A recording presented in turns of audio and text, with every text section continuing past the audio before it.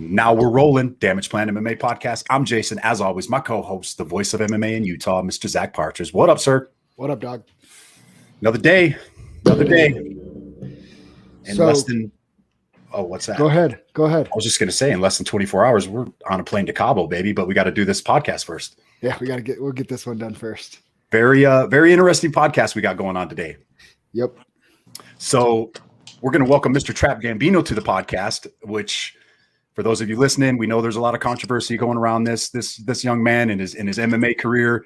Those of you that don't know about our podcast, I don't fight. Zach does fight. He just fought this weekend for the 170-pound title fight. So that's kind of a little bit about Zach and I. And Trap, welcome to the podcast, sir. Hey, man. Thanks for having me, guys. I truly appreciate it. Absolutely. Hey, and congratulations on your fight, man. I don't know the outcome. I didn't really see it. I didn't follow it, but I didn't even know you were fighting. That's badass, man. Congratulations on that. Yeah. Lost the tough 5-round decision, but it was a good fight. It was super fun. Hey, man. Either way, congratulations, brother. Thank you. Big time. Thank you. Yeah. So I let you know, and we originally talked. I followed the soapbox a little bit of your thing, and the MMA community is pretty small. And, so when something's kind of happening, you hear about it, and you hear about it from all types of people. But first and foremost, Jason and I started this podcast as an outlet for fighters and to just share their voice. So when you asked to come on, no matter what I've heard or whatever, I thought it was only fair that you come on and have a fair opportunity to say whatever you'd like to say. So I'll just start with this, Trap. What do you think is the number one thing that you are most misunderstood about? I would say the biggest misconception and the word that gets thrown around a lot is I'm fake. And I try to address this to my trolls or my critics, and it's something that I truly don't understand. Like, I get it's an easy thing to throw around and call somebody. But if somebody puts in the work and if somebody really takes it seriously and they train hard, and I've been training for years, like off and on, and I've been in and out of gyms, and I've trained, I've competed, I've sparred, and I've bled, I've sweat for this, and I've been with my wife who's given up 2 of her knees for this sport. She's been through 2 ACL reconstruction surgeries, and she's had 2 kids and still kept fighting. I was behind her through all this, so I know what it takes to be a real fighter, and I know what the difference between somebody who's faking it and somebody who's really putting in the work. And I think that I've shown enough that I'm somebody who's truly putting in the work. And yeah, I'm very flamboyant and I talk a lot, but I definitely work a lot too, man. So the whole me being fake, I think, is a huge misconception. Okay. So I'll follow it up with this. You said, how long have you been training off and on for? So I started losing weight in 2014, and I honestly just started just hitting the bag in my living room. And I was just literally like cardio boxing. I started out like I was 465 pounds. So honestly, I was doing like 30 seconds at a time. And then the 30 seconds, like next week would be 60 seconds. Then the week after that, I started building up, and that's when I started putting videos online and stuff. And I would say I actually really started training martial arts when I came to Las Vegas, because that's when I actually stepped into these real gyms and met real martial artists, like my coaches and my training partners, and I met all these real fighters, and it just gave me the motivation to keep going, man. And I would say, what was that, like 4 years ago? So 4 years ago is when I truly got deep into it. How many fights have you had in the 4 years? Was that your first fight? That was my first fight. Okay. Most of my time was just trying to lose weight, to be honest. I always knew I still have no business being 335 pounds is what I am right now. Okay. And I'm 5'11", and I know I can lose a lot more weight. My next goal is 330, then 300. But I never really had the intention to fight until I started getting a lot of comments. So I would post videos of me hitting the bag and try to inspire people on social media. And then I would get a lot of comments from people who are saying, "You're so fat, you look stupid, you're never gonna fight." And to be honest, that kind of motivated me to fight. So it's just like, I don't know, I came out here to with those intentions, I guess. Trav, so when you started this fight camp for this last fight, where was your weight there, and what weight did you walk into the cage at for the fight? My weight when I started was 355 pounds. Okay. And the weight I weighed in at 338. Okay. And that was like a little over 6 weeks. Okay. All right. It's good. Yeah. Just curious. So your fight obviously didn't go your way. I think for people that haven't noticed, you had to, you elected not to start the second round due to a knee injury. Is that correct? Yeah. So at the ending of the last exchange, when I was going down, I knocked him down, and when I went down after him, I literally like landed right on this knee, and I didn't feel it at the time, but as soon as I stood up, I something was definitely wrong, and I went back to my corner and I told my coaches, like, man, like I can't do this. My fucking knee's done. And my coach is over here telling me, like, dude, just go out there on one leg and whoop his ass. Like, just do it. He's trying to talk me through it, and people want to say I gave up. Sure, you can say that, man. I freaked out a little bit. Like, my wife had 2 ACL surgeries, and that's all I was thinking about when that happened to my knee. As soon as that happened, I was just like, man, this is going to be 2 years of my life, at least 1 or 2 years of my life. This is my first fight. I'm 350 pounds. It's going to take me forever to get back here. And I feel like I freaked out and made it worse than it was. And when I got to the back, I was just bawling my eyes out, thinking I'm going to have to go straight to the hospital, get surgery and all this other stuff. And I'm walking around right now, man, and my knee's not 100%.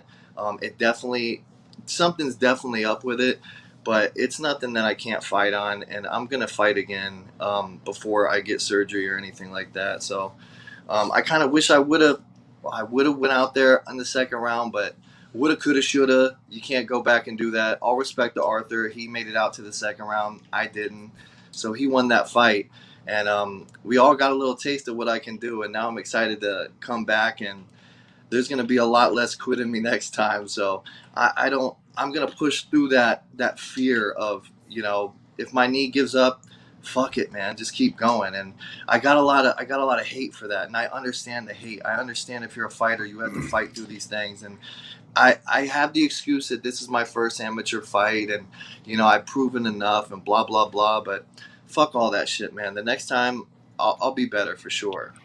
So amateurs, it's for why they're amateurs for learning, right? So that's the experience in amateur fights is for learning. Again, that's going to be something that you're going to like I said, people reach out and say, if we've heard it all. You know what people are saying. I know that you read some of the comments and stuff, but when people are saying he quit and this and that, at the end of the day, you're the only one that knows. Absolutely. And you're the only one that has to live with it. Right. If other people want to dwell on it, that's on them, right? But at the end of the day, if you were faking a knee injury like they claim or whatever, it doesn't affect them. You're the only one that has to live with that. And you're the only one that knows. Yeah, absolutely. And I get the whole faking the knee injury. I think they just say that because it's an easy thing to say. Sure. I'll be honest, man. I went to the gym today and I was trying to do some leg lifts, and it wasn't too pretty. It's going to be a long road. Whatever has happened to my knee, whether I need surgery or not. But like I said, I'm going to fight again before I need surgery. I want to fight again in September or October. I want to get right back in there, man. So fuck all that knee injury shit. I don't care whether it's broke or not. I'm getting back in there, man. So I want to kind of go back to that fight, because I have not seen the fight, and I told you guys when I started this, I wanted to kind of take a back seat to this and get your side of the story. Okay. So how did that first round play out? Was it did you feel that you won the first round, or did you feel he was winning the first round? Maybe a little context on how that first round was going. Maybe we'll give people a little more input on what actually happened on the stool. Does that make sense? Like, if it's something where you're in there and you're winning that first round and you quit, then it's like, okay. But if it's something where, hey, I was getting pieced up or I gassed out or whatever, So then then I'll be 100% honest with you guys. When I got to the event, I was scared to death. I was terrified. I was looking at everybody else, and they look like, some of them look like real fighters. I don't exactly look like a real fighter yet. I'm working my way up, and some of these guys are killers, and they're in the back smashing pads, and the fear, the anxiety was all getting to me until I stepped in the cage. And as soon as I stepped in the cage and I seen this guy across from me, I knew it wasn't going to be a tough night for me or a rough night for me. And I feel like maybe I kind of underestimated him a little bit in that aspect because, or not really I underestimated him, I underestimated the situation. Because my coaches know that I like to play around in sparring and shit sometimes. And I know you haven't seen the fight, but a lot of the fight was just like he just said under his breath, bullshit. My coach is right here beside me. He was pissed. yeah, I was smiling a lot, hands down a lot, letting him kind of hit me and taunting. I was taunting a lot. I was talking a lot of shit, which is it's yeah, nice, but when you're finishing the fight, you know what I mean? When we're in there to do business. We're not in there for to play. sure. And I feel like I was just having way too much fun in there, man. And the moment I took it seriously, my opponent went down, face down, ass up in the canvas. So next time I know that like all I got to do is take this shit seriously, and my competition won't be there for as long. So Would you say you were winning that first round? I would say anybody who says that I didn't win that round is pretty crazy. Okay, I got fair a enough. knockdown, so Okay, I would say fair enough. I would say it's a I 10-9 round. But he was hitting me for sure. But it was like if you go back and watch the fight, you'll see like I was kind of letting him hit me, and I was kind of just like taunting him. And when he hit me, I was rolling with it, and I felt like he was getting tired, and I was getting tired too. But I was not gassed by any means. When I sat on the stool, I felt tired, but I felt like that good tired, like your first win. yeah. I definitely wasn't gassed. I worked really hard on my cardio for this fight, so. That's one thing I have for this fight is cardio. Even though it didn't look like it in there, that's just how I You look all the you time, man. you Um, definitely I watched the round and you definitely had the biggest moment in the round with the knockdown, right? yeah, for sure. Here's some as somebody that watches a lot of fights. I watch fights every weekend. I commentate for Fierce. I fought 6 times. You as a fighter, especially, on the big stage, you want people to tune in no matter what, either to cheer for you to win or lose. But a lot of those guys, Colby Covington's a perfect example. He was going to get cut by the UFC, and then he made himself a controversial figure, if you will. And that's what makes him relevant but people always watch Colby Covington fight now because they want to see him lose, or as few fans want to see him win. Do you think by the taunting and the egging on and talking stuff in your first MMA fight, do you think that sheds a little bit of a bad light and why maybe people aren't as big of a fan of yours? Like that's usually something that has to be earned a little bit, right? 100%. I definitely see. That honestly, you saying like earn it is the first time I've actually heard that perspective, and I kind of see that. Yeah, definitely. And to be honest, man, my game plan was not to go in there and taunt him and tell him to bring it on. You call him a pussy and stuff. That wasn't Yeah, my plan.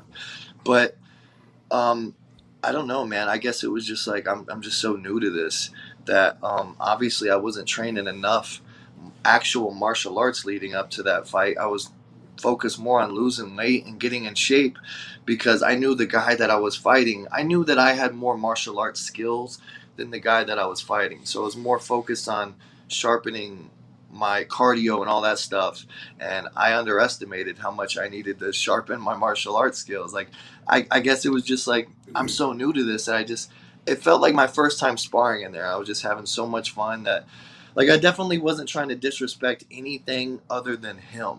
So don't get it twisted and think that I would go in there and do that to everybody, because I know I could go in there and get knocked out with somebody a lot more talented.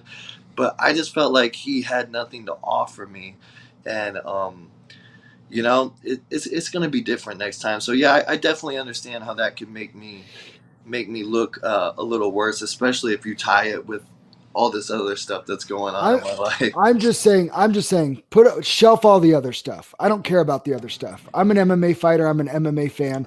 If I go to a local show and I see an 0-0 guy, and I don't know anything about him, but I see him doing that type of stuff, I'm probably going to start cheering for that guy to get knocked out. Right. Yeah, right? I understand that. You're kind of making yourself, for anybody that doesn't know you, you're probably going to make yourself a little bit of the bad guy there. So then I can see that. You could see that, right? Yeah, absolutely.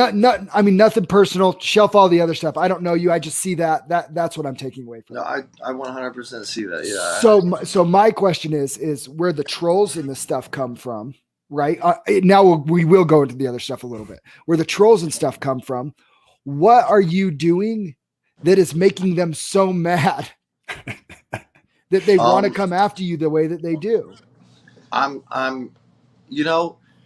think it's two main things. The first thing that I don't really do anymore, but I used to go back at them and I used to engage with them, which is just like giving these guys what they want, right? Giving them the power, dude. Yeah, you're giving them power. Yeah.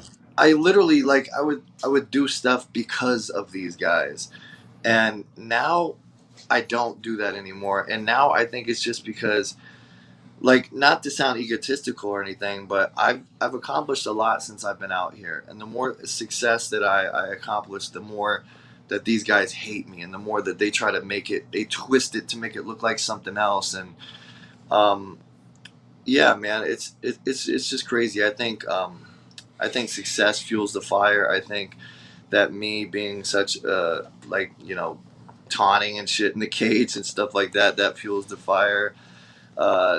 Anything that they can attach themselves to at this point fuels the fire. Even if I'm not fueling it, they're gonna do it by themselves. I'm kind of stuck with these guys for the rest of my life now. Well, hopefully not. So I have so my other question to you is there anything that you've done in the past that you wish you wouldn't have? With that, as far as just your MMA journey, I'm not talking about anything else. Like I said, this is an MMA show. Whatever else, whatever. But as far as your MMA journey, is there anything that you wish you wouldn't have had, or that you feel like looking back, maybe I should have apologized sooner, or apologized to try and repair some of those relationships? No, honestly, because I feel like everything happens for a reason, and I feel like as much as I might have fucked up in the past and like talk shit to people, because it's not. First of all, like, if I did apologize to anybody, it was because like I definitely did fuck up. But like 90% of the shit is literally like these guys will take fake profiles and they'll attack people, and they'll attack me back, and then I'll attack the real them, and you know how that goes. Yeah. But yeah, man, I just feel like if I did regret anything, it would be a little bit fake of me, because I've been so stern about my journey. You know what I mean? Like, I definitely fucked up on the way. Like, I could say I regret not coming out for that round, or I regret not training enough. But as for respect and all that stuff, man, honest to God, I've never been anything but honest and humble and respectful to any gym I've ever been inside, any training partner I've ever worked with, anybody I've ever trained with. They'll tell you the same thing. Even they might talk shit about me now because we don't train anymore, but they will tell you when we trained together, I was humble, I was nice, I was a good training partner, and I worked hard. So I feel like I don't have anything to apologize for, but everybody has their opinion, I guess. My next question is you talk about people say that you're a fake fighter, and it's maybe I'll start with this. What's your goal with fighting? Where do you see Trap, or would you rather be called Trap or Travis or whatever? Trap is my name. Yeah. Okay, right. Travis is my real name. Okay. Okay. Everybody knows me and calls me Trap. Okay, Trap. Okay. So what is Trap's ceiling? What goals are you trying to achieve? Honestly, I just want to get rich for my family. My family being healthy, wealthy, and happy for the rest of their lives. That's my goal. Like, if I could get one fight that set me up for with millions of dollars, I would take one fight and you would never hear of me ever again. Okay. But honestly, I just want to provide for my family like the best I can, and I feel like this is a way better route than working a 9 to 5 and retiring when I'm 60 or something like that. So yeah, I feel like this so far it's been pretty lucrative for me, and I just want to I want to be I want to be the best I can. I want to inspire people to do the same because I was literally a nothing and a nobody and kind of still am, but I'm gonna be somewhere someday, and I just want to go as far as I can with this, man. I'm all in with this. All Okay. my eggs are in one basket. I get what you're saying. So, but respectfully, this is where you're going to rub fighters the wrong way. And this is where you're going to get some of them to say you're a fake fighter. I am in no position to call anybody a fake fighter. I have 6 amateur fights. I have 1 amateur title. I am nothing special, and I am not going to the UFC. I'm not. I get all that, but I am in the gym 6 days a week. I do train, and I love fighting. The thing is when you hear somebody say my goal is to get rich and fighting is my avenue, the people that kind of get rich in this are either like champions at like the UFC, Bellator, or whatever level, right? Who put in years and years, a lifetime of work to achieve. Or it's kind of the sideshow circus stuff, Jake Paul type stuff, right? Is that fair? Yeah, sure. Yeah. I get that. So, But I honestly, go ahead. Okay, go ahead. I'd love to hear what you have I to was say. just gonna say, like, I don't really consider the Jake Paul stuff like a circus sideshow. Like, I feel like maybe like we're just misunderstood. Like, we're just taking a different path than everybody else. And I totally understand. Like, I get these people like all the time that are in my inbox. Like, I get literally like champions and like big organizations that like I probably would get swallowed in. You know what I mean? Like, I literally have people. A thing about me is I pick and choose my fights. I've only had one fight. I did pick and choose that fight. I will my next one just because I have the power to do so. Yeah. And I feel like anybody should if they could, but that's just my opinion, man. But I totally get the whole like fighting for the honor and stuff like that. But in reality, in my reality, I'm not fighting for the honor. I'll be straight up honest with you, man. And as long as you can admit that, I think that's fair. I can admit that, and like I'm not a competitor. I like to win. I don't like to compete. I've even told my wife this. Like, if it was up to me, I'd go in there and just punch the guy, he'd die, and then I would come out. But obviously, it can't be like that. But I don't mean to interrupt you, but like I was saying, like I'm not a competitor as much as I am a performer. I don't even like to call myself a fighter. I like to call myself a performer. But I am a fighter, man. I can fight. Okay. And see, and I think this is why we wanted to have you on and clarify some things. Because see, I'm cut from a completely different mold. I was losing my 5-round fight, and I had a freaking smile on my face at the beginning of every round because I was in a dog fight and I loved every second of it. Right. And I was losing, and I was fine with that because I'm competing my ass off. See, I don't know what I would be like in that type of a fight, honestly. I might like it. I might not. I've never been in that situation, to be honest. I've been in that situation in sparring a lot. Sure. But it's different in a fight too. Sparring is different in a fight, right? Now you know. But I don't think I would like quit or anything like that. That's not what I'm saying. But I get what you're saying. I get what you're saying. Yeah. But what I'm saying is you're gonna have you're a performer, an entertainer, right? Before you're a fighter. You're a fighter, right? You want to be considered a fighter, and you have fought and you get in the cage, you're a fighter. And I would never take that title away from you, but you would consider yourself an entertainer and a performer first. 100%. That and that is totally okay. You just need to understand the MMA and combat sport masses. Like, I am never against people getting paid either, for the record. And if you want to fight and get paid a lot of money to do it, dude, go get your money. But it is gonna be a hard road to gain respect from people that, they're coming from the favelas in Brazil to make their name in MMA, or Yeah, absolutely. they're coming from places. MMA is their way out, and they're doing it as a competitor, as a Yeah, martial I totally artist, respect that. and stuff. People, you've got to. I think you would do a lot for yourself to make sure you're as loud as possible of, hey, I'm not justified. Like, I'm an entertainer and I'm a performer. Like, and if I can do that through fighting, I will, but like, I'm an entertainer and a performer first, and get that message out more Well, I than don't want to give them what they want. You know what I mean? I don't want to be honest. Like, I don't want to call myself like just a performer, but to me, not like just a performer. fighting is the performance. You know what I'm saying? Like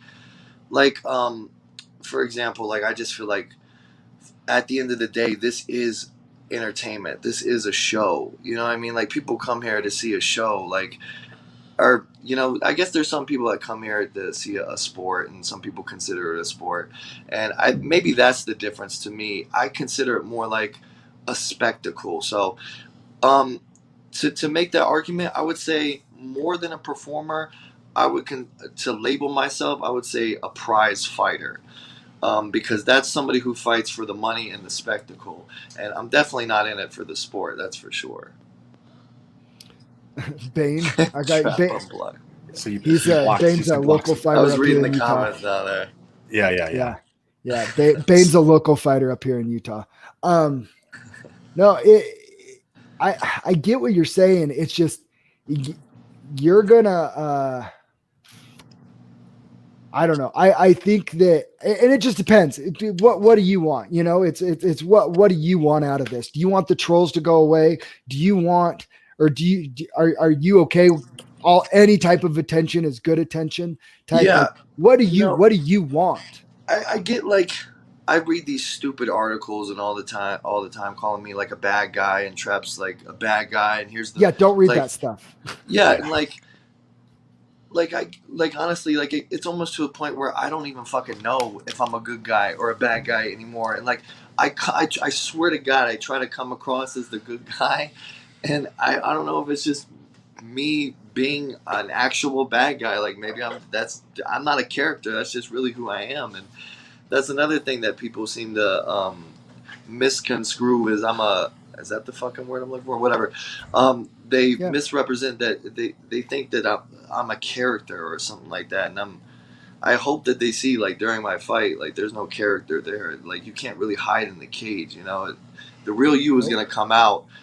Agreed. And yeah, man, I don't know. I don't know if I'm a bad guy or a good guy anymore, man. I'm just me, and I'm trying to be as real as I possibly can to get that whole fake stigma away from me, especially. Do you think you've always been the real you, or do you think you were playing a bit of a character before? I think maybe when I had like a MySpace in like 2002, I probably pretended to be somebody some other day. But no, man, to be honest, like I'm just a fan. Like I think more than anything, people take these pictures and these posts and they misinterpret it, or maybe I'm just not being obvious enough about it. But they think I'm in these limos or with these strip clubs every day, all day, and it's literally just like once or twice I did promo pictures in a limo with some girls, Yeah. and I'm really not that big flashy guy unless it's like time for me to fight or time for me to put on a show. Then I'm that guy. But when it's off time, I'm literally just a family man who just comes over and trains with my friends and spend time with my kid and works on ways to get us stable and get us rich one day.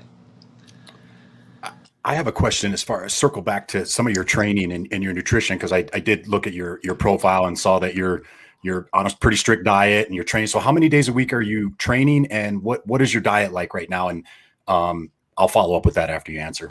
So for that fight, I was honestly just training at the LVAC, which is like a Planet Fitness version Okay. in Las Vegas, and I was literally just doing like cardio and conditioning and stuff like that. I wasn't really training martial arts, but now things are changed, and I'm training at least something every day. I'm making Okay. sure I'm getting the cardio in every day, and I'm gonna make sure that I'm at least doing actual martial arts training at least 3 times a day, twice a day, especially when it's like camp, I'm going to do 5 times a day, twice a day, and make sure that I'm on the weights this time, not just doing cardio. I'm actually hitting weights. And there was just so many things that I was missing out. And I was literally just focused on my weight loss. And I lost a lot of weight, and I could jog, pretty far, but when it comes, that doesn't really help. I mean, that helps in fighting, but to a point. So I'm on it now, man. And this is a lifestyle for me now, especially that I get a taste of what I can do. And everybody's been saying these things about me, and now that I know what I can do, if I just like almost try, now I'm really, really, really gonna try, man. This is my life now, so I'm all in. Is the goal eventually to get to heavyweight? There's 2 answers to that. So Okay. I'll be honest with you. Super heavyweights, I feel like it's an easier avenue to the top, because a lot of these guys are sloppy. A lot of these guys, there's like 10 of you forward. There's And they move forward, they swing wide, and a lot of them just, they use their big guy power, and they don't have good cardio. So it would be an easier route for me to stay at a super heavyweight. And I would like to see how far I can get at super heavyweight before I go down to heavyweight, because I feel like, to be honest, I feel like that's like another level. I feel like these guys who are like 6'5", 265, and they got abs and shit, like I probably should fight a little bit longer before I even think about fighting those guys. So I like the super heavyweights, and I have a good friend who's about to fight your friend. One of my teammates is about to fight your friend, Trent Lee. Nice. I got him right teammates. Here. Oh, cool. What's up, Trent? So that he's fighting one of my teammates that I train with at my gym, and I love Big Mark, but I've told him before, I think most super heavyweights, not all, I think most are heavyweights that are lazy. I would agree with that, man. I would agree with that. Honestly, there's a guy that we used to train with who said super heavyweight just means like super out of shape. I mean, that's a fair assessment. I mean, you could even, for the most part, I don't know if this is fair to say or not, but that could have had something to do with the knee injury in the fight. 100%. You're carrying a lot of extra weight. You tweak your knee just right, and you have that weight coming on that knee. That, and like I wasn't physically conditioned enough. Like I was cardio conditioned enough, but I wasn't doing the wrestling. I wasn't on my knees. I wasn't sprawling and all that shit. The first time I did that was in the fight, so my body just wasn't ready for it, man. Next time it definitely will be. So what's your nutrition like? Like, what are you doing for your nutrition right now? I'm full vegan, so it's literally like salad, chickpeas. I eat so many chickpeas, a ton of red potatoes, beans, green beans, peas, all that stuff. All vegan diet, man. Why? Do you have a nutritionist? I don't. I'm literally just learning it all on myself. Like fair enough. I'm doing a lot of Facebook research and I'm joining a lot of vegan, first time vegan groups. And there's a Reddit. I forget the name of it, but it's for athletic vegans, and I'm a part of that Reddit group, and they help a lot. And I ask them questions, and your computer nowadays is almost your nutritionist. You ain't got to pay one. You can. I will say, having that accountability and having somebody there to guide you down the right path and to answer the questions and to make it work. Somebody that knows what they're doing and knows how to put the plan together for athletes and for everyday people, and knows how to guide you down that right path. You know what I mean? Yeah. Like there's a lot to be said. I tell my clients all the time, because I do nutrition. You're not paying me for a meal plan, and you're not paying me for a workout. I've got 9 years experience in doing nutrition and exercise, and I've heard every excuse. My job is to help figure out what works best for you and your goals. See, man, like that's why I'm hoping to get rich enough one day where I can move somebody like you in with me, and you can just cook for me every day. Hey, I don't know if I'm going to cook, but I mean, I'll definitely help you lose some weight for sure. But yeah, man, what really helps is my family has gone vegan with me, and I got 3 kids and a wife, and they're all vegan with me. So and it's not like the vegan where like you just eat potatoes and chips and rice and all that stuff. Like that's kind of how we started, because we work our way to the healthy greens and all that. But now it's a lot more healthier, man. Like my fridge looks very colorful. All right. I gotta ask, why vegan? Yeah. Why? Honestly, because of my health. It it was an accident, really. Like slowly, so I hit a peak at 388 pounds, and I was training MMA every day a lot, and I was like twice. It was 2 a days, and it was preparing for not AGC but Naga.